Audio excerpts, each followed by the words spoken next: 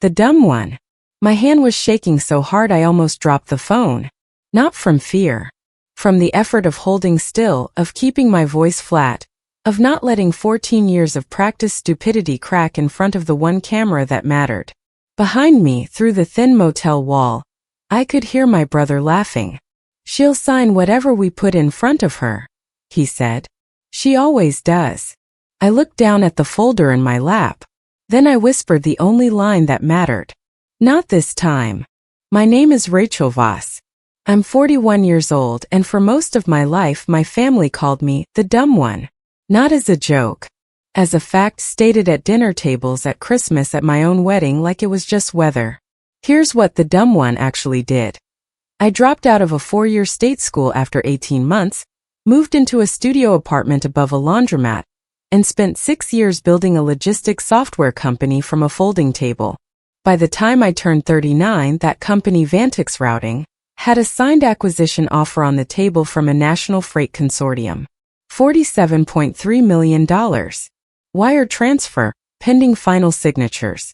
My parents, Diane and Walter Voss, didn't know the exact number. They just knew I was doing okay with the computer thing.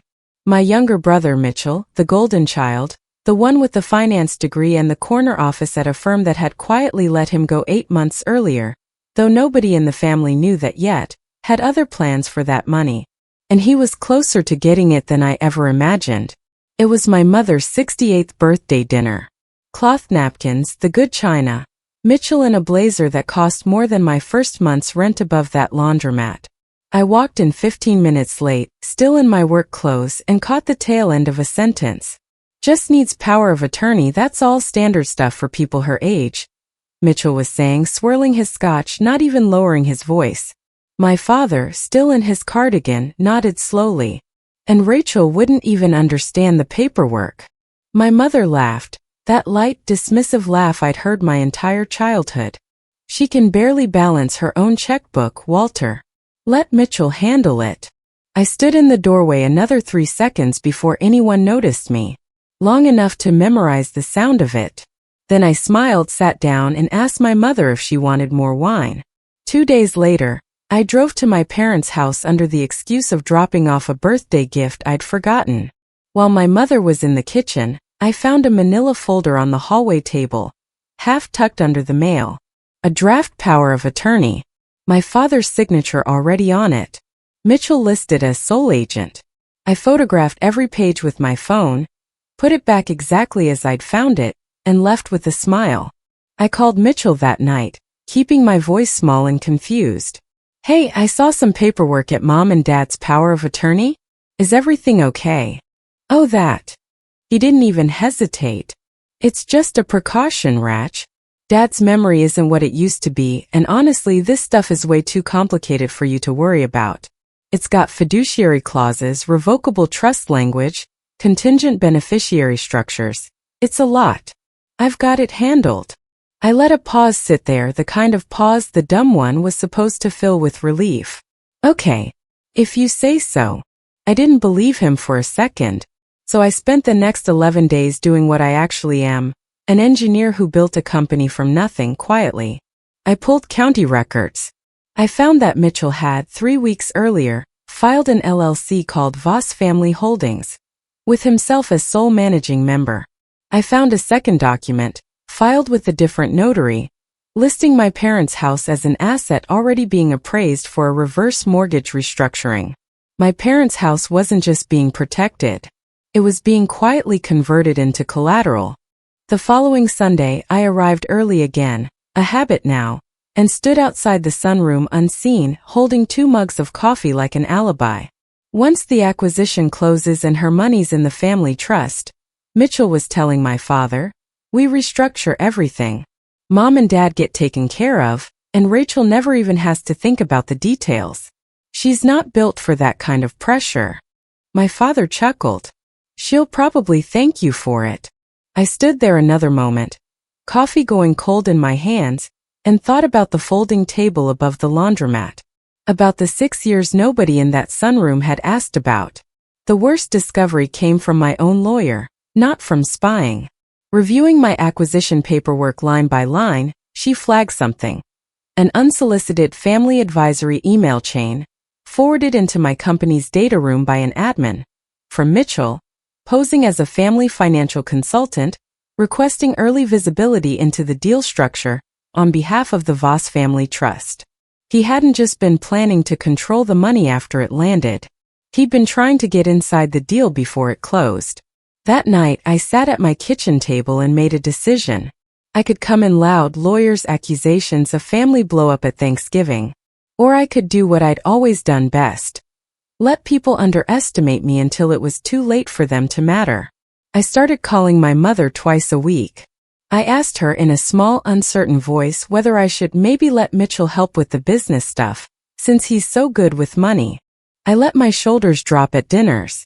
I wore the same worn cardigan I'd had since college, let my hair go unstyled, laughed a beat too late at Mitchell's jokes, nodded along when he explained things I'd built from scratch as if I were hearing them for the first time.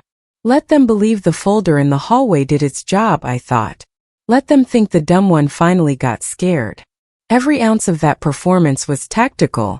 Every laugh I faked bought me another week of them talking freely in front of me. I set the bait 3 weeks before the acquisition's final signing date.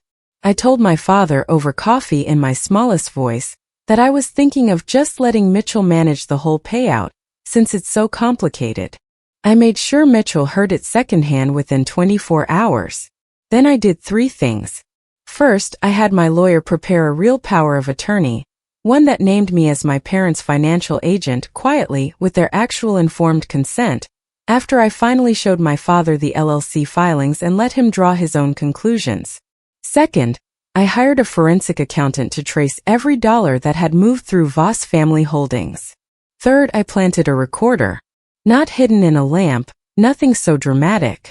Just my own phone, face down on the table at the next family dinner, recording audio, while I sat with my hands folded and my eyes soft and confused. Under the table, that phone buzzed once. A text from my accountant. Found it. Sending now. I didn't look down. My mother's actual birthday, the real one, not the early celebration, became the venue. 22 people. My aunt's good tablecloth. My father at the head of the table, Mitchell at his right hand like a crown prince. Mitchell stood halfway through dinner, glass raised. I just want to say, Rachel, we all love you.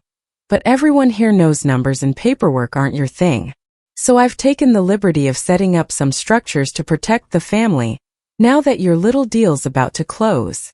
Laughter. My mother's hand patted mine. It's for the best, sweetheart. I set down my fork.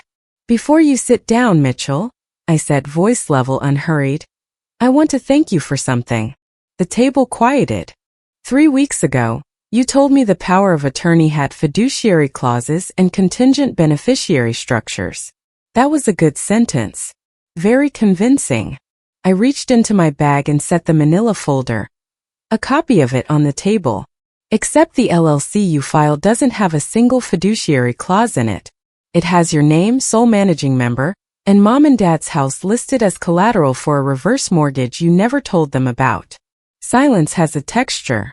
This one was glass about to crack. And the email requesting early access to my acquisition data room, I continued, sliding a second printout across the tablecloth, signed as a family financial consultant. That's fraud, Mitchell. Wire fraud if the money had moved. It didn't. Because I don't check my own work as sloppily as you check yours. My father's face had gone the color of the tablecloth. I'm not the dumb one, I said quietly. I just let you talk. I picked up my water glass and set it down hard enough to crack the base. A small, clean sound in a silent room. It was the same glass pattern from my mother's real birthday dinner 3 weeks earlier. I bought a matching set just for this. Then I nodded toward the front hallway, where 2 people I'd invited, my forensic accountant, and at his own quiet request after I'd shown him everything 2 days prior, my father's estate attorney, stood waiting to explain to my father in plain language exactly what his son had done to his house. Within 6 weeks, Mitchell was formally removed as a signatory on every document tied to Voss Family Holdings, and the LLC was dissolved by court order after my father, finally seeing the paperwork with his own eyes, filed the complaint himself. The reverse mortgage application was withdrawn before it ever reached underwriting. The house stayed exactly as it was, paid off in my parents' names alone.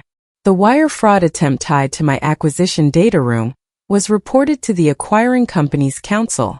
Mitchell wasn't criminally charged, the deal never closed on his end, and the acquirer chose not to pursue it once access was revoked, but he was permanently barred from any professional licensing exam requiring a background disclosure after the incident was formally logged. His engagement to a woman named Priya, who'd sat 2 seats down from him at that dinner, ended 11 days later. She sent me one text. "Thank you for not letting me marry that." My parents' actual financial advisor, a soft-spoken man named Grant who'd been managing their modest retirement accounts for 15 years and had nothing to do with any of it, kept his position. I called him personally to say so, and when Vantix Routing's acquisition closed at $47.3 million 4 months later than planned, I set aside $500,000. Not for my parents and not for Mitchell. For the 2 junior employees at my company who'd flagged the suspicious data room request in the first place. College funds. Fully vested, no strings. It was raining the night Mitchell showed up at my door, 8 months later. No blazer this time. A thin jacket, soaked through, car keys visibly missing from his hand. I found out later the car had been repossessed that morning. He stood on my porch and for the first time in either of our lives he looked smaller than me. "Ratch," he said. "I don't have anywhere else." I stood in the doorway the way I once stood in his, unseen, unheard, taking in every detail before I decided what to do with it. "You had a house, a fiancé, and a family who trusted you completely," I said, calm, quiet, the way I'd learned to be. "You spent all 3 trying to prove you were smarter than me. You weren't." I didn't raise my voice. I never had to. "I hope you find your way back to something real. It won't be here." I closed the door. My husband, David, was in the kitchen, 2 mugs of tea already made, like he'd known exactly when I'd need one. He didn't ask what happened. He just slid the mug across the counter and said, "You okay?" "I'm finally the smart one," I said. "Turns out I always was. People will believe whatever's convenient about you, especially the people closest to you, and sometimes the smartest thing you can do is let them, right up until the moment it stops serving them. Being underestimated isn't a wound. It's a weapon if you're patient enough to use it. Has anyone in your own family ever written you off and been dead wrong? Tell me your story in the comments. And if this one hit home, hit like, subscribe, and I'll see you in the next one.